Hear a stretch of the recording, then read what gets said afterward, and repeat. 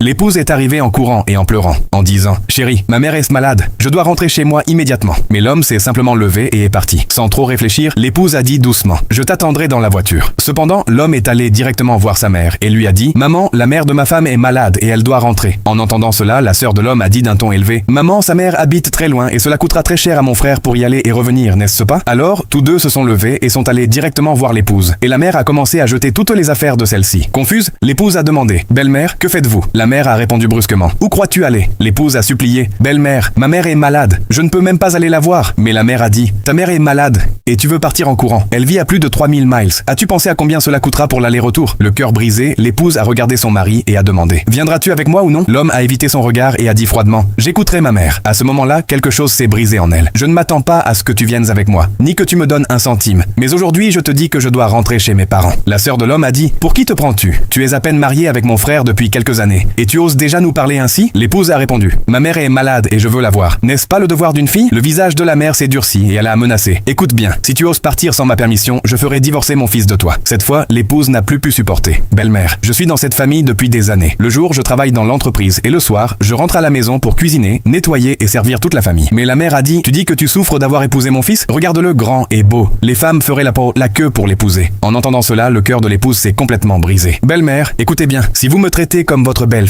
je vous respecterai comme ma belle-mère. Mais si vous me traitez comme une étrangère, alors vous ne méritez même pas le respect donné à un inconnu. » Alors l'homme s'est mis en colère. « Comment oses-tu parler ainsi à ma mère ?» La mère a dit rapidement « Mon fils, ne perds pas ton temps à lui parler. Divorce, notre famille n'accepte pas une femme comme elle. » La sœur de l'homme a ajouté avec sarcasme « Exactement, avec ce petit salaire, tu te crois encore importante. Tu n'es qu'une employée de bas niveau. Sans mon frère, tu mourrais de faim. Il devrait divorcer et épouser une femme riche et capable. » Alors l'homme a parlé comme s'il faisait preuve de miséricorde. « Très bien, fais ceci. Présente tes excuses à ma mère, à moi et à ma sœur, et nous oublierons tout. J'enverrai même de l'argent pour le traitement de ta mère. » À ce moment-là, l'épouse a souri avec fierté. « Peut-être ne le sais-tu pas, mais j'étais une employée senior et il y a quelques jours, j'ai été promue vice-présidente. Maintenant, je gagne des milliers par mois. Et puisque tu veux le divorce, faisons-le. Car il y a longtemps que je ne souhaite plus rester dans cette famille. » Ces paroles tombèrent comme un coup de tonnerre et tout le monde resta sous le choc. Et à ce moment précis, une femme est entrée en courant. « Madame la vice-présidente, désolé, mais il y a un contrat de 2 millions qui attend votre signature. » Après avoir signé les documents, l'attitude de la mère changea immédiatement. « Oh ma belle-fille, ta mère est malade, n'est-ce pas? Allons tous ensemble lui rendre visite. » Mais l'épouse a refusé de les emmener et a dit « Je ne vivrai plus avec vous. »